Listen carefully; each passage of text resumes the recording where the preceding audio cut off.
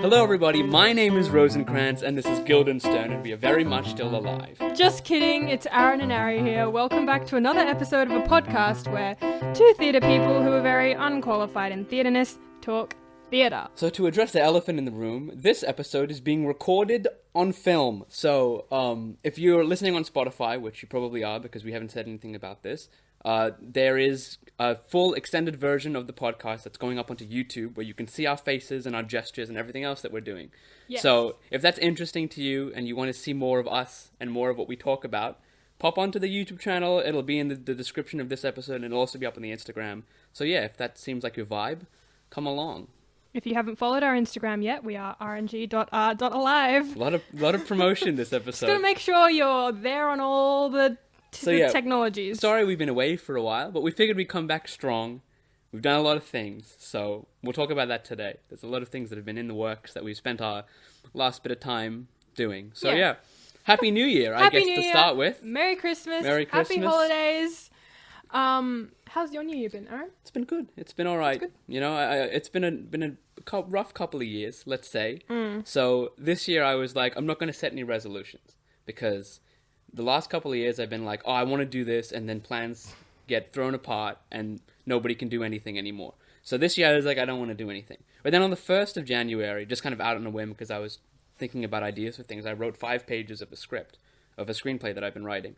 And I was like, oh, this is okay. If I can kind of keep this up, then like I'll write a lot more this year. I can actually start finishing things, which is good.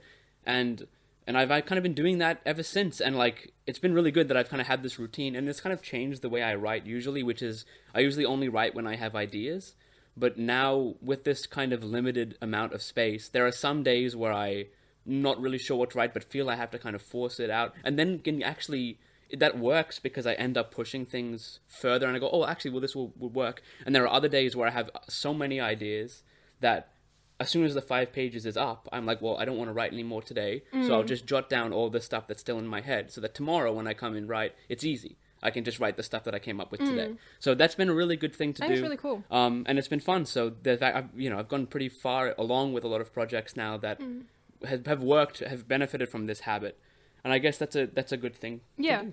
And like you say, I think using the word habit rather than resolution is a really cool way of approaching the new year. I think I read something somewhere that was like, stop making resolutions and start making habits. Yeah. And so I'm trying to like go on that philosophy as well and stop just being like, oh yes, I resolved to be healthier and like giant big statements and just try and focus on small little habits. So like you say, like write 5 pages a day, make that a habit rather than a resolution that I'm going to finish a play by April. Yeah.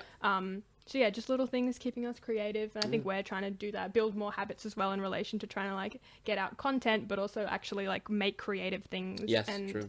Not just sit here and talk about creative things, which is what we do a lot of, but also, that's another thing that we are trying to do. We are trying to talk more about the creative things and like share that with you guys a lot more. And expanding this podcast as well into the visual sphere. The gives multimedia us more, franchise, the multimedia the empire. franchise gives us more opportunity to kind of push that further because we can do more Exactly. things with this, which is great too. So yeah, expect more things on the YouTube channel, not just the podcast. We'll do little and short we will things. talk about a lot of those things, and we kind of have absolutely. already like touched on a lot of the things that we've said we're going to do, like skits, and we have filmed one of them, even though I think we did already say I'm going to say last week, but it wasn't last week. Last podcast. Last week. It was a long time ago. The podcast pre-Christmas, where we said we did actually film one of our shorts that we were really keen to do, but edited it, rewatched it, and thought, you know what, we can do a lot better than this. Which is a start. Looking at it and going, hey, we're better than that.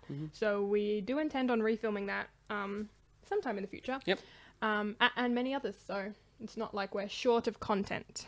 Yeah. Just time poor sometimes because lives are busy, but hey, we've got the time to do this and we're gonna keep doing it.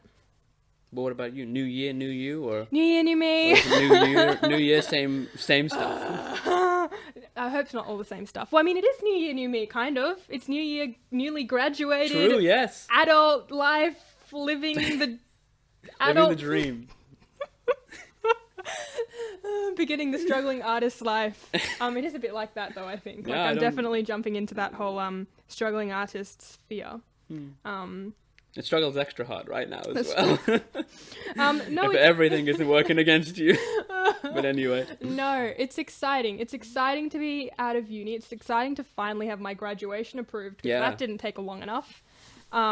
So yeah, now it's just kind of the real world and whatever that looks like. I mean, I've been auditioning for things. Yes.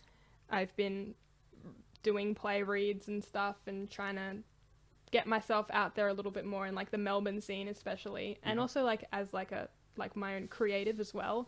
I think I'm keen to not just push myself as an actor, but also like, hey, I also can write, or I really want to write, and I want to create, and I want to devise, and I don't want to just be tied down to an actor and a headshot, which is a really big, bold statement to make, considering I've been in this sphere for 2 months now. If that, I'm gonna change the industry forever. I'm gonna be the face of the industry. No, but it's a lot of fun. Dream big, you know. Exactly. I'm not going to move to LA anytime soon, but you know, like I don't think people need to, you know. LA doesn't sound so good. Depends. You know, move to LA if they need you to. If you get cast in something, to move to LA, and I get cast in a, then maybe I'll consider when you get approached by some like either Marvel or DC, and they're like, "Hey, look, we're looking for the new person to play this new superhero thing." Yeah. Would you be willing to come out to LA to film it? I need to think on that. Give me. I have to like. Got to consult my team inside. Yes, I will come pay. It's not even about the superhero. It's just money. And being able to do something that I love. That's true. That like, would be pretty for fun. money. I think that's the biggest thing to sort of, you know, I mean, also the thing that I'm kind of like dealing with at the moment is like, you know, I'm very willing to do stuff not for money if it means I can act. I'm very chill with that, but eventually I should probably not be so chill with that, and I should definitely want to be paid for it, because it is work, and it is something that, you know, work, absolutely. I do want to be given money for, even if I would happily do it for free, or happily probably pay to do it. I don't know, I haven't been in that position yet, but I probably would. This is an idea.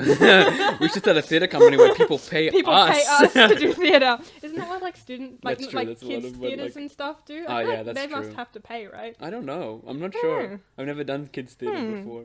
You probably think so. Start a kids theatre. I found out recently you need to pay to do like sports. Yeah. I didn't know that. Yeah, because my entire life, membership. Yeah, my entire life, my parents probably would have paid membership for sports.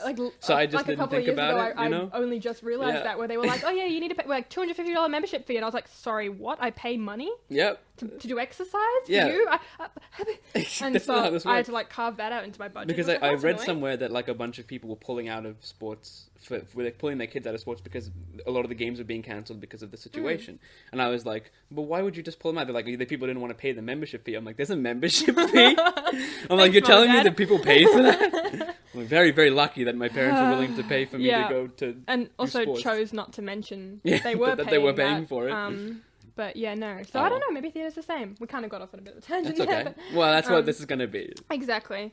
So if you were here purely for theatre content, we're sorry. We're also going to be talking about sport. This is theatre, tangential theatre. Oh yeah, exactly. People are here for us. Yeah. And going back to sort of like our actual vision and stuff that we're working on is together, not just like stuff that I'm working on or you're working on, you're writing, me doing whatever I'm trying to do. Yeah.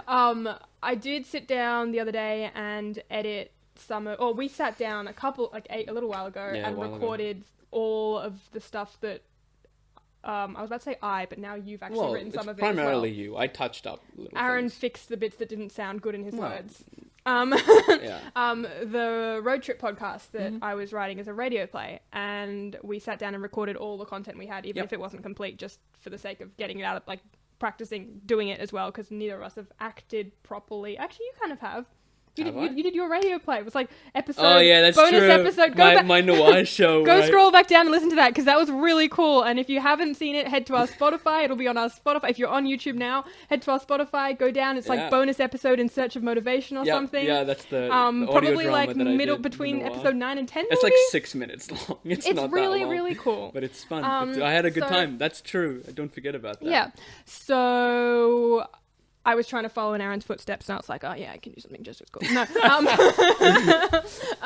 Well, there's going to be a lot of... I'm sorry for the audio listeners. We're on beanbags, so there's going to be a bit of crackling, possibly. Yeah, beanbag ASMR. Anyway. I told you we're a multimedia franchise. So I was editing the stuff we recorded. It was interesting actually, because like I've never had to do something like that where I've edited a few of our podcast episodes, but they were not really like beyond me adding unnecessary applause and like air horn sounds. Sorry about that. We don't do much. Like occasionally we'll cut out bits where we were like, okay, that was a tangent that they don't really need to hear. But beyond that, like we're pretty candid for the most part. So I haven't had to do the amount of sort of like also like adding in sound effects and stuff. Like I've never dabbled in that. Aaron obviously has a certificate in whatever the heck he has a certificate that he probably wants to tell you about. What can I say? Here we go. I got a Over to certificate in Aaron. the music industry. I've studied how to do audio engineering. That's whatever. That's nothing. It's not important for this podcast that's primarily audio based. He has a certificate, guys. Well, I have something, okay? Let me have this. No, it's please. fantastic. I think we should stick it up on the wall. You were asking about what other merch we can display. We should display your certificate. I'll put my bachelor's degree when I get it up above me. There we go. I think it's a great idea. Oh, man. I mean, I don't know what else. Just have all of our accolades back here. Currently, it's full of all of our accolades. Oh man. I've lost the Talking tangent about doing completely. sound effects. Doing sound effects and stuff, that's a really weird thing that I've never had to do. Freesound.org was my friend. Yes, freesound.org is incredible. I was like, wow, it has everything. It has everything. Shout out to freesound.org. Sponsor us.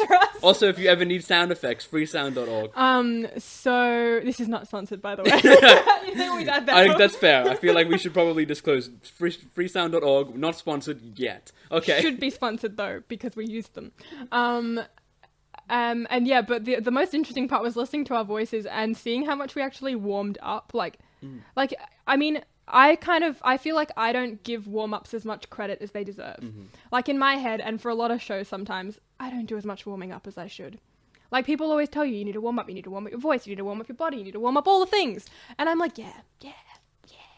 And you really do. Like the first 5 minutes that we recorded, we were both so flat and energy dead. And then finally it started picking up. And so I only really edited the stuff that was actually, in my opinion, usable, like the stuff where we actually had some kind of energy and didn't sound like we literally would rather be in bed.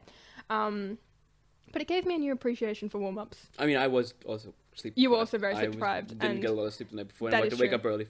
But that's fine. But that's not relevant. I don't have an excuse like that. I mean, I could say I was also sleep deprived, but I'm pretty sure I had a great night's sleep the night before. So. Oh well. But yeah, it was really interesting. And the middle part that was actually really good sounded really good, I think. Yeah. And I showed it to you, and I played it to you, or you listened to it. And I mean. Yeah, I thought it was really good. It worked quite well considering we recorded it in studio, otherwise known as at home with mics, and put in all the the car sounds and the car doors and the gravel in post. I was worried that it would sound like we were speaking into microphones, because a lot of ADR sometimes sounds like ADR's additional dialogue recording. Thank you. You should put that. Additional dialogue recording. That's what happens when you record dialogue after the fact.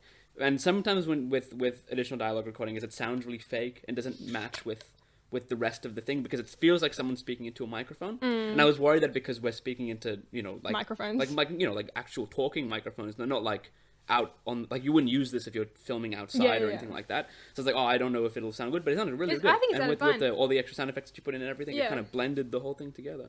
I think when you sort of add all that stuff underneath, it kind of, I think it would have been even harder to, it would have been worse if we had used the little lapels, whatever they're called. Because I reckon it would have added even more muffle, and then we would have been trying to really lift the voices. Yeah, that's true. So yeah, stay tuned for that. That'll probably be out pretty shortly, after this this is released, because we just have to re-record the start bit to sound a little bit better, and then do a bit of a warm-up. do a bit of a vocal warm-up, and then we'll send that out into the world. That'll only be on our Spotify though. Yeah, so I think we might do a separate one. Yeah, we're worth talking about that actually. We haven't even we can talk about that now. We'll talk about it now. Well, probably I think the best thing to do is have a separate audio-based drum. RnG on the road. RnG on the road, basically. So we'll link to that when it's out. We'll let you know as soon as that's available. But that'll be that'll be exclusively just the scripted content, which will be the radio show and the audio drama of us. And it'll be kind of similar to this vibe. It'll just be kind of more scripted. Yeah. And the jokes it's entirely scripted. Yeah, it is scripted, yeah. But a lot of it I wrote based on things I wanted to actually address. Yes. But needed to do so in a more scripted way because it's not relevant maybe to the content that we're discussing. So a lot of it is just stuff that I'm really passionate about and wanted to include. And like eventually when you start writing, they're like some monologues of the that we episodes, write about ourselves, about things that we want to talk about. And a lot of it's very connected to us, but also some of it I've just kind of like it's purely creative, purely just flexing those creativity muscles and getting used to writing more content. Which is again, it's another way for us to kind of stretch out and try new things. Exactly. And which is really fun. So stay tuned for that. We'll link all the details on our Instagram or somewhere when we get it out. It seems like now we're doing so many things that the show is like... Yeah, I practically forgot about the show for the couple of weeks because we were busy recording the road trip one, and then I was editing the road trip one. And then we're doing this now. And then I was like, oh yeah, we're also writing a show, and we also like had a rehearsal, and I was meant to be learning lines, and then I opened the lines, and I was like, yes, these things. Yeah. And I don't really know if like our not reluctancy, but like our time management that doesn't really include the rehearsals, whether that is such a terrible thing, if that makes sense. Like, I mean, I think we should be rehearsing more. Yeah, I agree, but with more regularity. Yeah, but should we sacrifice everything else that we're doing for that? No, I just think it should be another thing to add on top of the dumpling steamer. Okay, yeah. No, that's like, we just need more tears. We need more time and tears. We need more time. We need more time and tears. That's a good point. Not tears. Don't cry. No, tears. Tiers. But yeah, I mean, because I've been thinking about this, and I'm like, look, and I want this show to happen, and I think it's really good. But I'm also like, we can't just... I also like everything else that we're doing.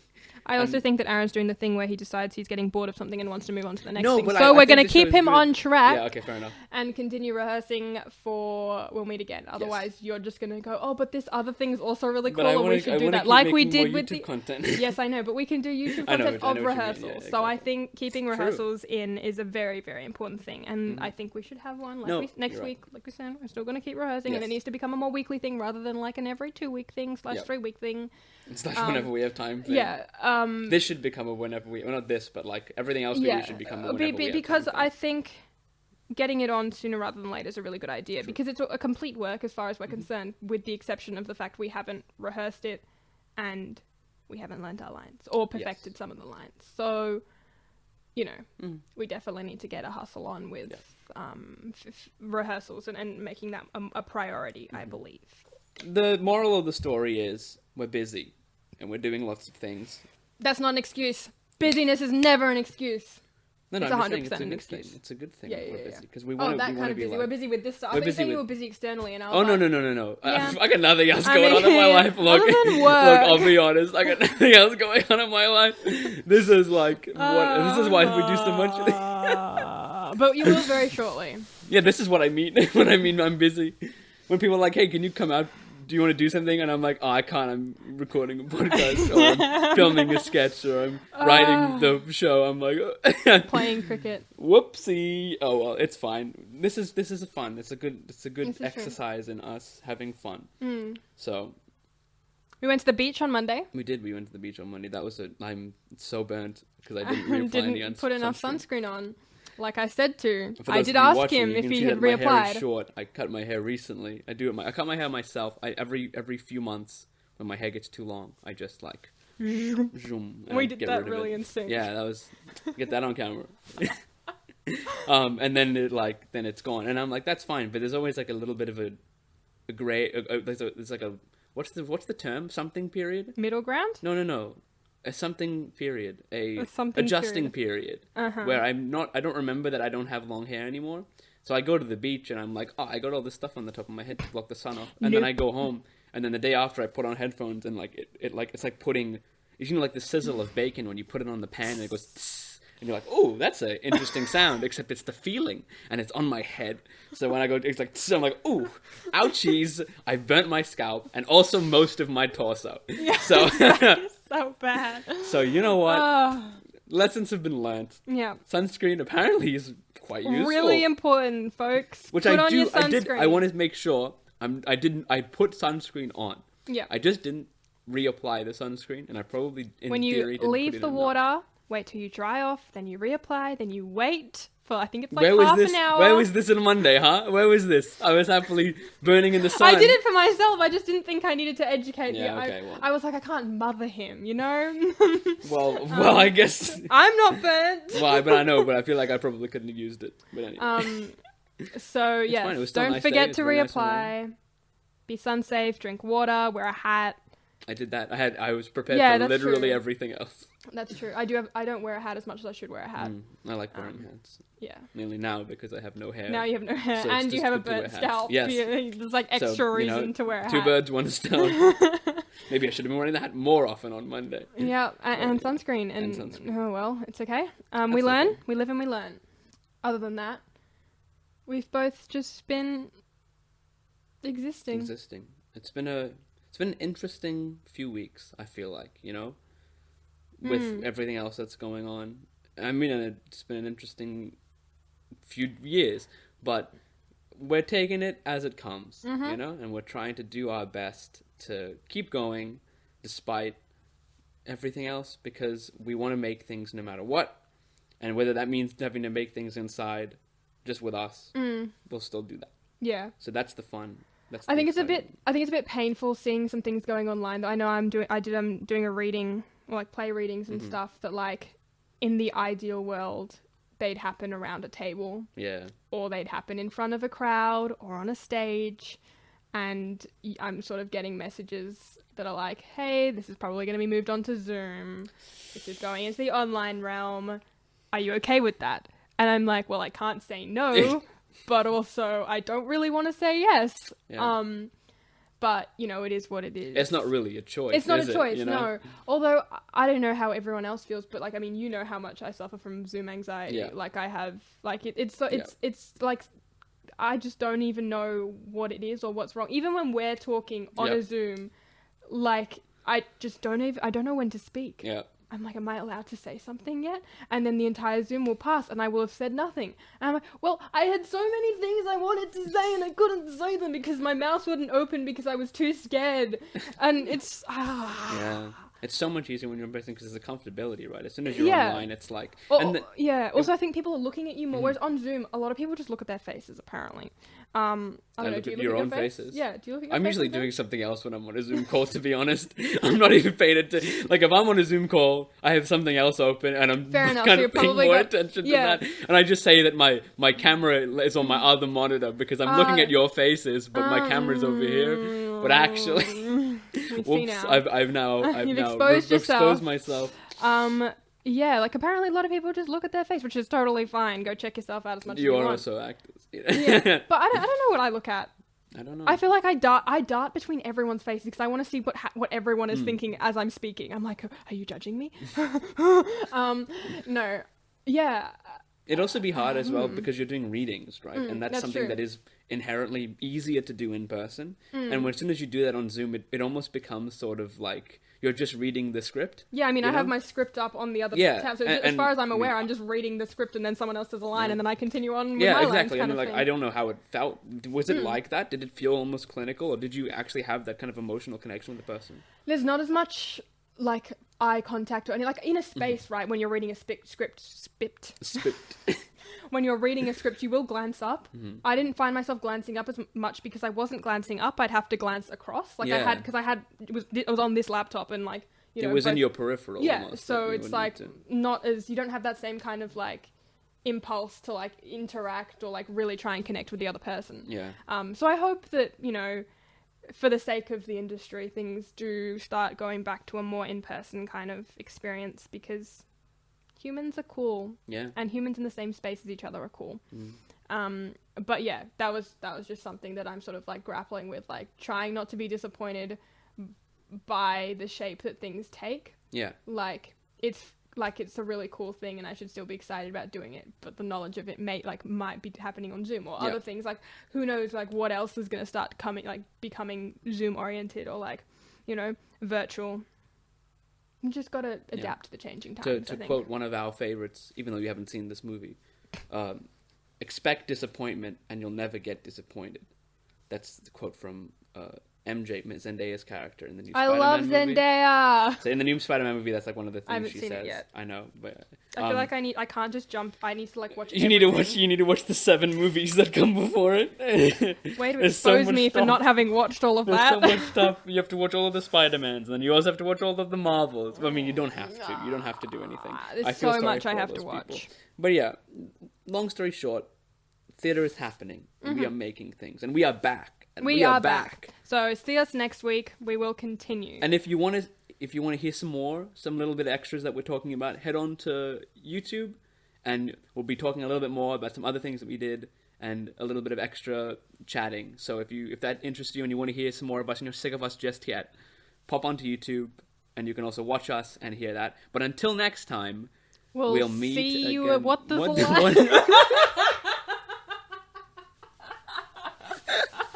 What's our play called? Can we change the name of the show to "We'll See You at Some Other Point in the Future"? No, I was going to see you again, like the song, like the Wiz Khalifa song, the Charlie Puth. That doesn't start with "wheel" though. That's just "see you again." Yeah, that's right. Oh, you said so. Wheels. But that song, right, was made for Fast and Furious. So it should have been "We'll See You Again," but the wheel should be WHEEL. Yo, it's all about family. Get him on your marketing team, folks. Until next time, we'll meet again. So that welcome so somber. I apologize for the somberness, but hopefully all these people are happy now that they've come back and seen extra footage and seen, wow, look at how much extra talking there is. So much extra talking. I thought there was going to be nothing but like a little bit extra. No, this is going to be extended cut. We're going and to all those people who are watching it, going, wow, I wish they'd just shut up when they finished last time. I'm sorry. Well, they don't know that You've got yet. Another, goodness knows you got how more long of us. You got plenty more of us. But we watched Euphoria. We watched the first episode of Euphoria. We watched Euphoria. That was good. That's a good show. I am late to the party. You'd only just watched, whereas I watched it a fair while ago, so I feel like I should have watched season 1 again.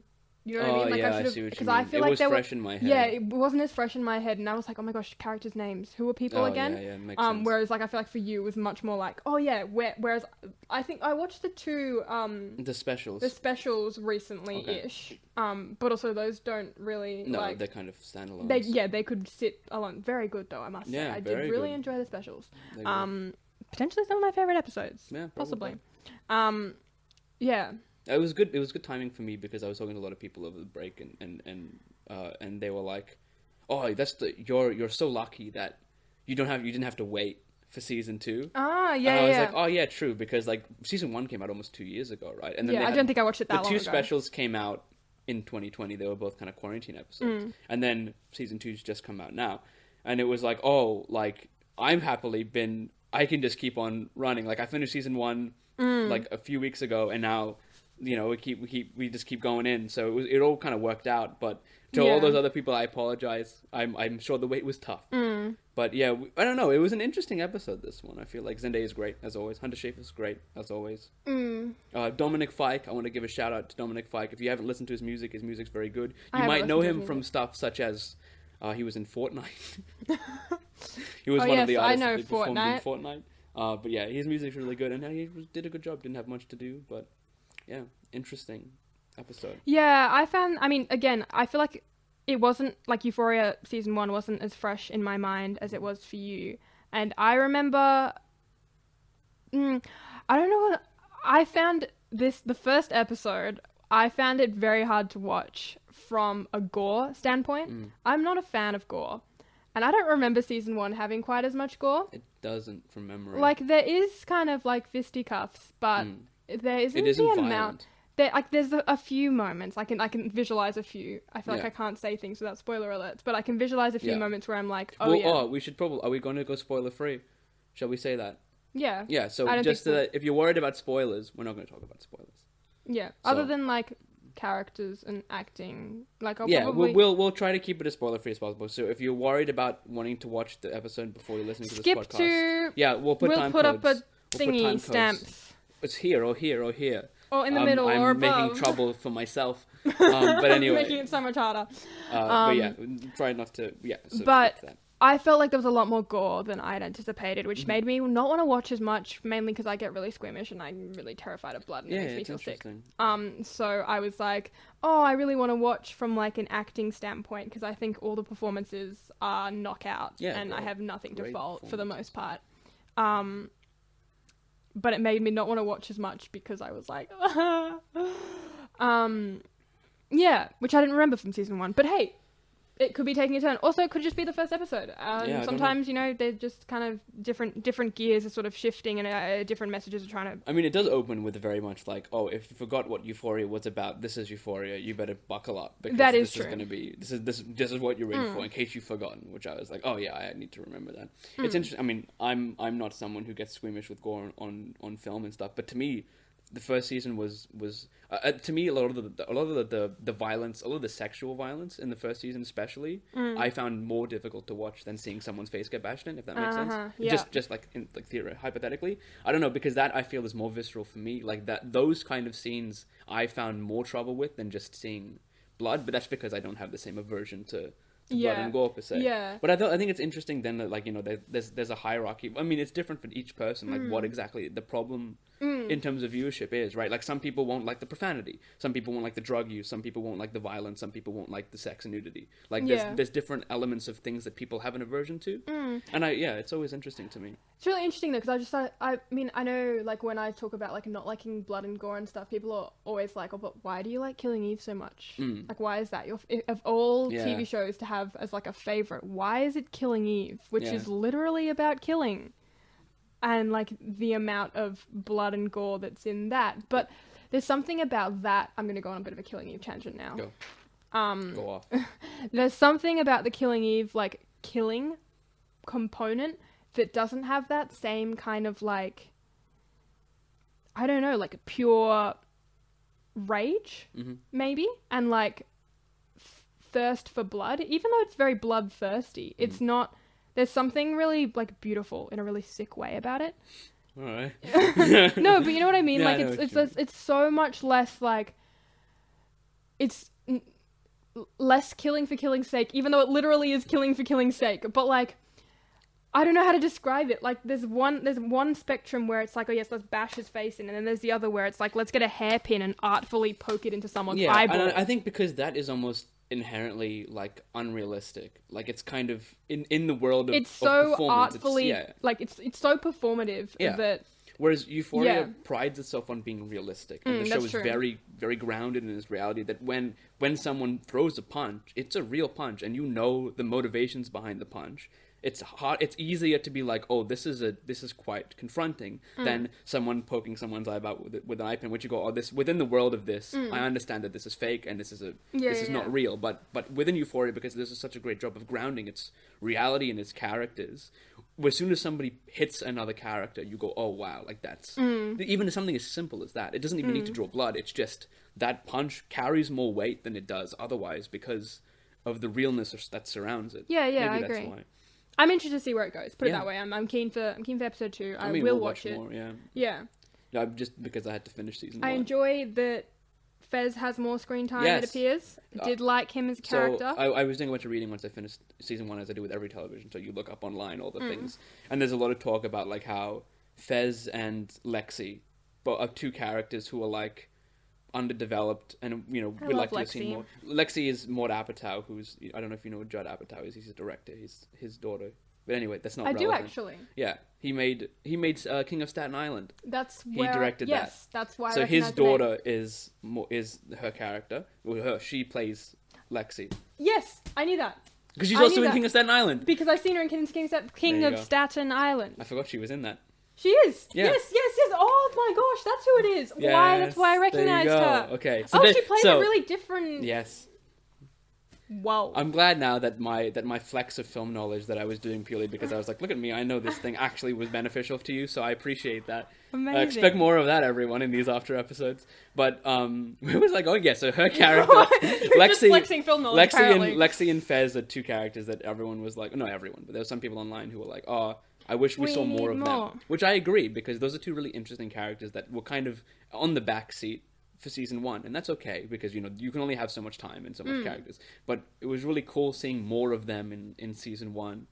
I enjoy that they committed to just launching straight into Fez's backstory. Yeah, they committed that was that was episode 1. I don't know if you remember much of that in season 1, but every episode starts with a backstory of one of the main characters. Yeah, right? Which is why I enjoyed that they picked Fez for episode 1 of this one instead of like. Actually, I don't know who else they would have really. Yeah, I think they've done all the main ones. Yeah, I enjoyed that it was someone who maybe didn't have as many like I feel like a lot of the others had connections to like other characters we'd already seen, whereas we had like they introduced us like a fair few new characters to do that backstory, which is kind of cool. Yeah, it was good. We liked it. We'd like to see more. Excited to see where the story takes it. Big fan of Zendaya and everyone else in the cast. The whole cast. They Zendaya really had a good year this year. Zendaya had a really good year. Dune, Spider-Man, this. She was also in that other thing that was made by that guy who made Euphoria, that movie, that Malcolm and Marie one. Oh yeah, that one. That was a while ago. That was not 2021, was it? Oh my gosh, how long was 2021? But I thought here I am thinking 2020 I thought it was last before that. I don't know. I have no idea anymore. Wrong, though, actually. But you know what? Either way, Zendaya's doing great. And fashion icon of the a million hundred awards. Many things. She and Tom Holland's relationship as well, like highlight of the year.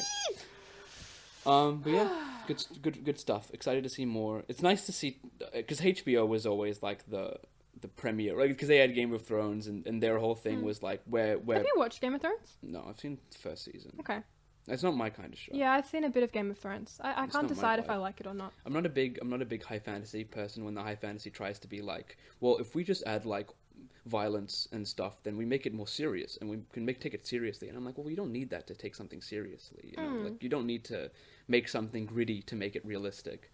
I think that there's a talent in not. This is my rant on Game of Thrones, but it also applies for like The Witcher and a lot of other like high fantasy things that go, well, if we add all these things that make it adult, then people will take it seriously. You don't need that to take an art form seriously. It's like Joker is the same problem of like, well, now this niche needs to be brought into a serious lens to be looked at and regarded as something that isn't fantasy or comic booky. But I'm like, no, you don't need that. This is my opinion. I do hear what you're saying. I mean, I don't know. I don't know if I don't think I've watched enough to have like an actual opinion on it. I didn't hate it. I didn't hate it, but I didn't. I did find it exceptionally confusing, but I find a lot of things exceptionally confusing. So I don't think that's shock horror. But I think Dune is a great example of a fantasy that doesn't try to legitimize itself by using those by trying that this is adult to make it legitimate. It is quite heady, if you will, like it's kind of intellectual and not in the way that like you need to be smart to understand it, but like there's a lot of stuff going on and you kind of need to be paying attention to it. What about The Matrix then? The new one? Yeah. I don't know if I think the new one is a great example of it. Well, I thought the first half an hour of it was very kind of like that of like, well, we need to be paying attention because we're not sure what's real.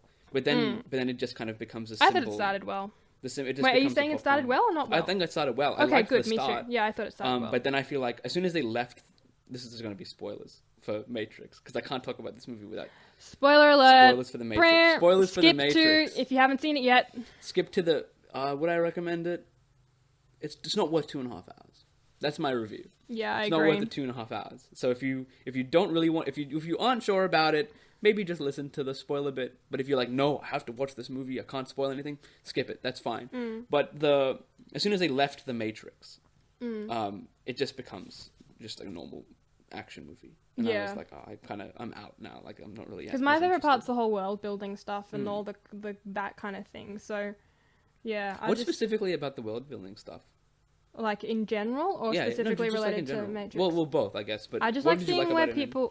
In general, I just like seeing where people's brains, like what people's brains create about like alternate realities or like alternate worlds, or just like particularly like futuristic. Yeah. I mean, a lot of the stuff that I've written has been like, in the future, this is what world's gonna look like. Just because I think that's a really cool way of like framing any kind of setting. I think in relation to the Matrix, especially like when I first saw it like ages and ages ago, I feel like I really liked how, because I'm not a fan of action movies in general, like not really a vibe, not my kind of thing, don't get super keen or excited about. So when they ask you to be in Fast 11 or whatever, Fast and Furious 11, and you pitch to them, we'll meet again, WHEEL, the song, you're gonna be like, no, turn it down. No. This is what I was saying. Okay. But action movies are the kind of movies I'd want to be in as an actor. Okay.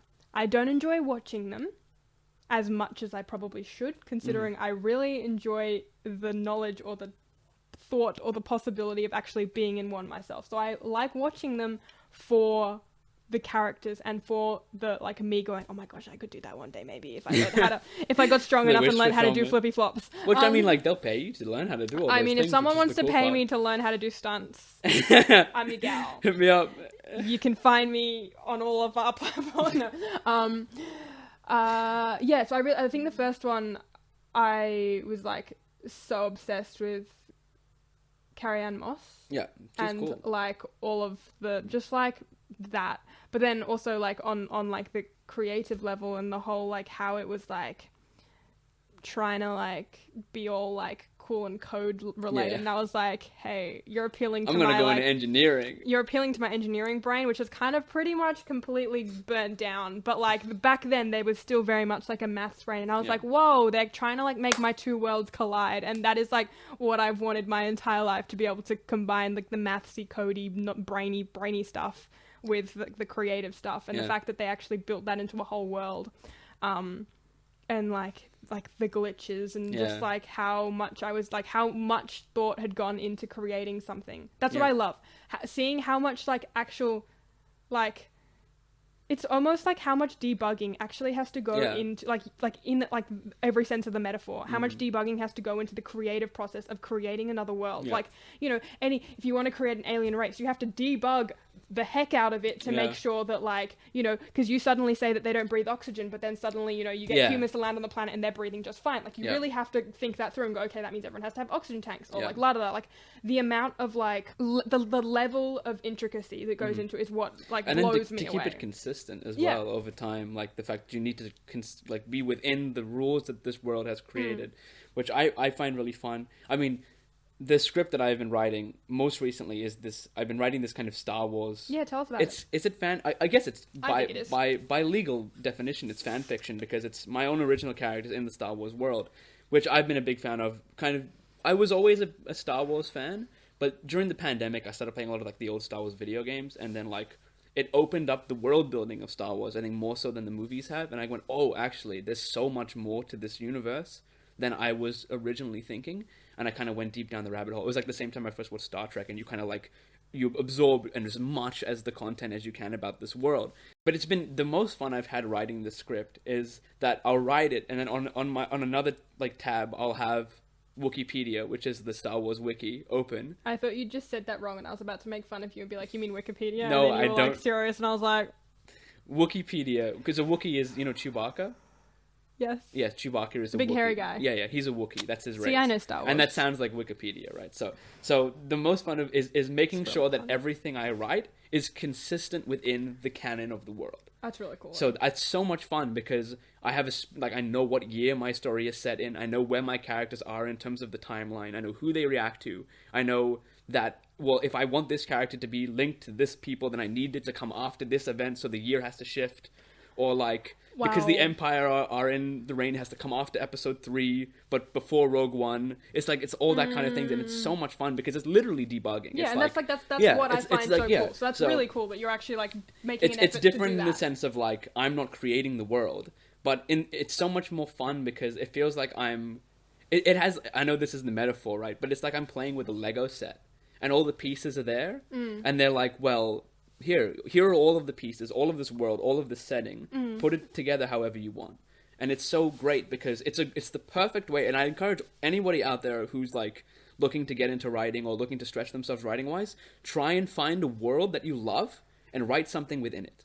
Because the amount of possibilities that you have naturally through that is you go, well, I have this idea for a story. Well, what if I put it into this world? How does that change the story? And then you have more things. Well, of course. Okay, so in this case, my character is connected to this character, and that also means that they can do this and this and this, and it creates so much. And it's been one of the easiest things I've ever written my entire like practice in writing. Well, I can't writing say career. Yes, you can call it a writing then in career. my writing career. Because careers start before they've even started. Good like point. Before That's you've the whole even point got of this something on the podcast. Like, your career began when you picked up a screenplay, a pen for the first time. Yeah, you know, when I wrote my creative writing story when I was in year 4. When I wrote a story on a trip about being a poo in a swimming pool. Have I ever told you that? No, so tell me. No, this is the tangent, but this is funny. I So don't want it. I was on a trip. We were on vacation. I was probably like 11 or 12, and I read a lot as a child, and I loved reading. And I'd always wanted to write stuff. But I'd always write short stories because I would read a lot of short stories, and that would be most of what I'd consume. So while on this trip, there was at some point, I don't know, everyone had to evacuate the pool for some reason, and my brother and I were joking about how like it was probably someone had left a little bit extra in the pool. And so the person I was reading through, and probably who I would still kind of credit as one of my most like a formative person in my love for storytelling is a guy called Paul Jennings, who's an Australian author. I love Paul Jennings. Yeah, I know. He also wrote for Around the Twist. He wrote a bunch of short stories and he has collected them. I love his books because a lot of them have this kind of like plot twisty type thing of like funny, weird, wacky things that have a twist at the end, and there'd always be like one line at the end that makes you go, "Oh wow, that reframes the entire story." So the point was, I was going to write this story, which was from the perspective of somebody in a pool, and they were talking about how nobody likes them. Oh no, and it's the... I know, right? So I've already spoiled it, but the whole point is that this person is in the pool, and they're like, nobody wants to play with me. No one ever throws me any balls. It's almost as if everyone hates me. And then the last line was, "God, it sucks being a piece of shit." That was the line, right? And that was the joke, and I was like, this is genius. Like, this might be one of... And then, honestly, like, it's quite good. I might go back and write some more. 11-year-old/12-year-old you was very smart. I know, not bad. That is a skit there. Quite profane for an 11-year-old, That must is true. say. I was going to censor it. I was going to put SH asterisk T, because for some reason there needs to be two asterisks to replace the one I. But I was like, that's... how you spell... I thought there was two E's. But like that was the story. It was like this so the whole time you think it's just this lonely kid in a pool, right? That nobody wants to talk to. But I couldn't extend it for more than a page because you can't talk for 5 pages about somebody being stuck in a pool. It would be, it would be. No, it won't be a good sketch because it will be. You do it as a POV. Oh, it'd be an audio drama. No, oh yeah, that's POV, a good point. Yeah, and then it's like all the kids around. The camera, and then the camera pans out, and it's just a little poop floating in the water. Yeah, okay. Add that to the list of things to do. Seen a pool and a bunch of kids. 11-year-old Aaron would be so happy. But yeah, so that was the fun. So that was when my writing career began, and honestly, what a start. But yeah, since then, you really peaked. I always struggled to write. I mean, I've talked about this multiple times in the podcast, to finish things. You really do. But currently, this Star Wars script is the longest thing I've ever written. I'm currently at 70 pages, which is close to a feature-length script. Yeah, great. Happy. Congratulations to me. Which is really, really fun. And it also kind of aligned with this new trying to write 5 pages a day type thing. So it really worked out, and I've been having a lot of fun with it. And, I mean, a lot of it is kind of fan servicey because I'm trying to appeal to, like, to me, which is a person who knows the lore of Star Wars. But I feel like, you're going to read it eventually. Yeah. No matter what. You're going to end up reading it. This is true, I will end up reading it. So, I think that you'll still like it, despite that. I think that you'll still enjoy it. I mean, it's not that I haven't seen Star Wars or I'm not a fan of Star Wars. No, true. I just definitely am not as, but I don't think many people are. Invested it's just because I spent a lot of time in it. But yeah, I think it's an interesting I don't know. I reckon there's definitely a market. Yeah, I think there's a market for Star Wars. Absolutely. But it was also fun because the way in which I thought about it was the way I did the characters was, I have these actors who I think are really cool, and I want to work with them. And because I'm going to make this movie one day, I'll write these characters as those actors because I can see them as it. And it helped me realize the character because I go, I can see this person so clearly in costume and in makeup looking like this character. So how would they act? And I'll go, how would I want them to act? And that's half the fun of it as well. So it's been a really fun, writing process because it's been just like kind of wish fulfillment. To the point that, and I don't ever expect it to get made. I really like it too, and I think there's a possibility of me at some point. I don't know. We'll see. Manifest it. Manifesting the fact that I'm going to direct the Star Wars movie one day. But I don't know. Either way, I do want to share it with people regardless of whether or not it is make the movie. Like, I'd like to eventually maybe do an animated fan film version of it. Yeah. Or just do a live stage reading or something like that, anything. Which is all really easy to do. All the things. Or even, I could adapt it to not be Star Wars because I know it kind of moves the purpose of it, but I think Zack Snyder is doing that with his Star Wars script that it wasn't able to get made. But it's been no matter what happens with it, it's been a really good way to kind of stretch my writing ability more And I think it's gonna. It's still creative content. Yeah, exactly. Any kind of creation of creative which content is why I'd recommend useful. it to everyone. Like, no matter what. And look, this is like almost. Well, I'm hoping to have a 90-page screenplay that is primarily not going to be made into anything, but it has created such a great schedule, such a great learning process that understands how I'm now going to approach every single thing I write from now on. Was invaluable. Yeah. So it's been fun. It's been really, really good. Really enjoying it. That's good. Anyway, glad we got through a whole bunch there. Do you have anything else you wanted to add? No. I feel like I said everything I wanted to say for the most part. I don't know. I feel like I'll be lying in bed tonight going, oh my gosh, I wanted to talk about this. I almost got in an accident today. I was driving here, and I was driving down the road, and it was a green light. And I was going, and I was, okay, to be honest, that was maybe 5 or 6 under the speed limit. So you're going slowly? Yeah, but even then, it was a green light.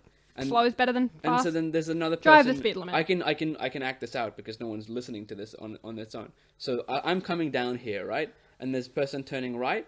So they would give away, turn right? So like it would be a no arrow, and you could turn when you give away. And I'm coming down, and this person starts to turn, and I was like, what? And then they stop, and I kept going, and I was like, just because I was going slowly, I wasn't going to stop. It was a green light.